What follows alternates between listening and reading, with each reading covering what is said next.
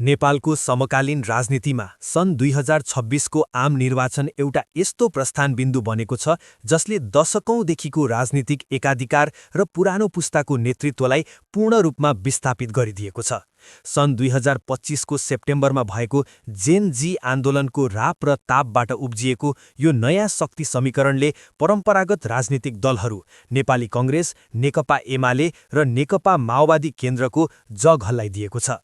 काठमाडौँ महानगरपालिकाको सफल मेयरका रूपमा स्थापित भई र्यापर र सिभिल इन्जिनियरको पृष्ठभूमिका 35 वर्षीय बालेन्द्र बालेन शाह अहिले देशको प्रधानमन्त्री बन्ने संघारमा उभिएका छन्।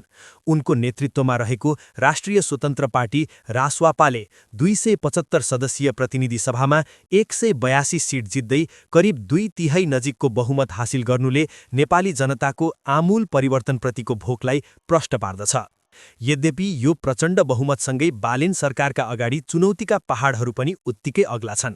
दशकौंदेखिको संस्थागत भ्रष्टाचार, कर्मचारी तन्त्रमा रहेको दलीय भागबण्डा, थलिएको अर्थतन्त्र र वैदेशिक सम्बन्धमा देखिएको असन्तुलनलाई चिर्नु यो सरकारको प्राथमिक दायित्व हुनेछ। यो भिडियोमा बालेन शाह नेतृत्वको आगामी सरकारले सामना गर्नुपर्ने बहुआयामिक चुनौतीहरू र तिनका रणनीतिक समाधानका उपायहरूलाई विस्तृत रूपमा विश्लेषण गरिएको छ। 1. संसदीय र संवैधानिक चुनौतीहरू। बालेन सरकारको सबैभन्दा पहिलो र गम्भीर चुनौती नेपालको जटिल संवैधानिक र संसदीय संरचनाभित्र आफ्नो एजेन्डालाई स्थापित गर्नुहुनेछ। प्रतिनिधि सभामा 182 सिट भए पनि माथिल्लो सदन अर्थात् राष्ट्रिय सभामा रासवापाको उपस्थिति शून्य छ।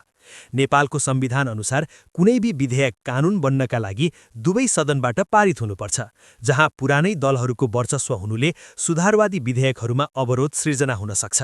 2. आर्थिक सङ्कट र वैदेशिक रोजगारीको निर्भरता। नेपालको अर्थतन्त्रको करिब 33% हिस्सा वैदेशिक रोजगारीबाट प्राप्त हुने रेमिट्यान्सले धानेको छ। देशमा युवा बेरोजगारी दर 20.8% पुगेको छ र वार्षिक 8 लाखभन्दा बढी युवाहरू श्रम स्वीकृति लिएर बाहिर निस्कन्छन्। यस्तो अवस्थामा अर्थतन्त्रलाई उत्पादनमुखी बनाउनु र युवाहरूलाई स्वदेशमै रोजगारी दिनु ठूलो दबावको विषय हो। 3. मध्यपूर्वको तनाव र श्रम सुरक्षा। बालेन सरकारका लागि अर्को आकस्मिक र गम्भीर चुनौती मध्यपूर्व वेस्ट एसियामा बढ्दै गएको तनाव हो। नेपालको कुल जनसङ्ख्याको करिब 10% अर्थात् 20देखि 30 लाख नेपालीहरू मध्यपूर्वका खाडी मुल्कहरूमा कार्यरत छन्। इरान, इजरायल र अमेरिका बीच बढ्दै गएको द्वन्द्वले त्यहाँ रहेका नेपाली श्रमिकहरूको सुरक्षा मात्र होइन, नेपालको अर्थतन्त्रको मेरुदण्ड मानिने रेमिटान्सलाई पनि धराशाही बनाउने रोजिक छ।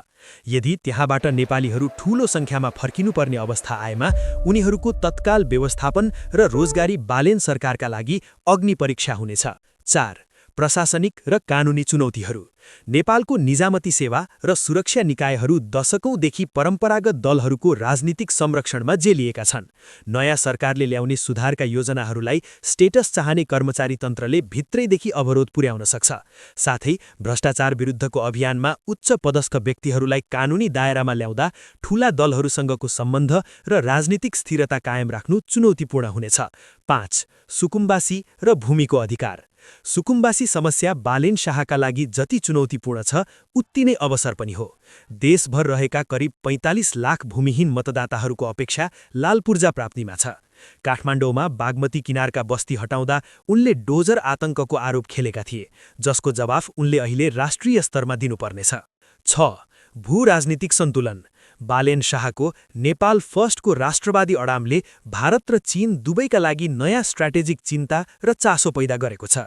छिमेकी राष्ट्रहरूसँगको व्यापार घाटा कम गर्ने, सीमा विवाद सुल्झाउने र शक्ति राष्ट्रहरूको सामरिक होडबाजी बीच सन्तुलन मिलाउनु यो सरकारको कूटनीतिक कसी हुनेछ।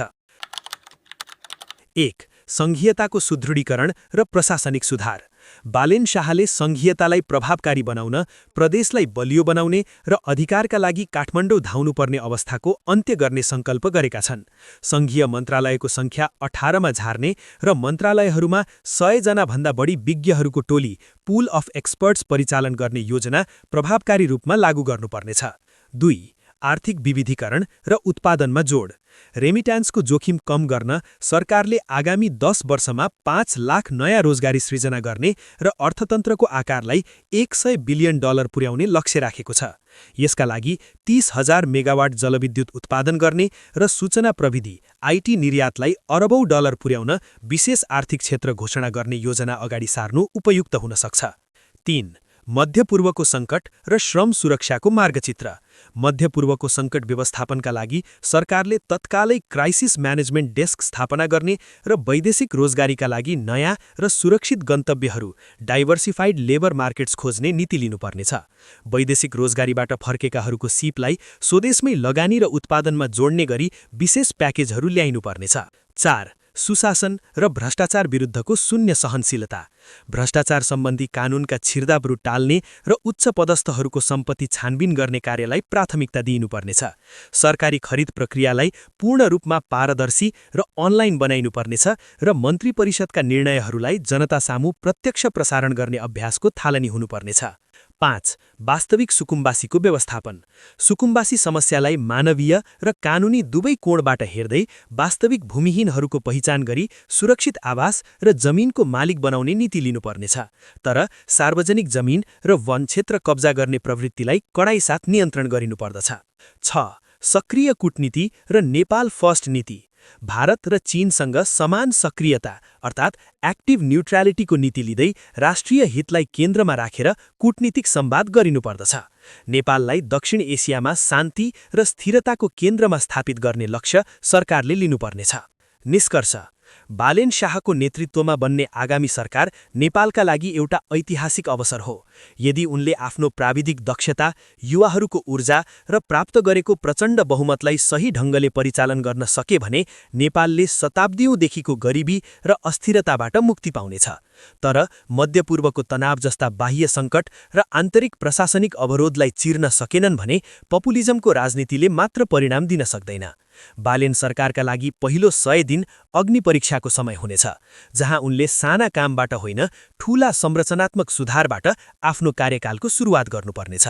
बालेन सरकारले आफ्नो पहिलो 100 दिनमा सबैभन्दा पहिले कुन काम गर्नुपर्छ? भ्रष्टाचार नियन्त्रण, वैदेशिक रोजगारीमा रहेका नेपालीको सुरक्षा वा सुकुम्बासी व्यवस्थापन? आफ्नो प्राथमिकता कमेन्टमा बताउनुहोस्।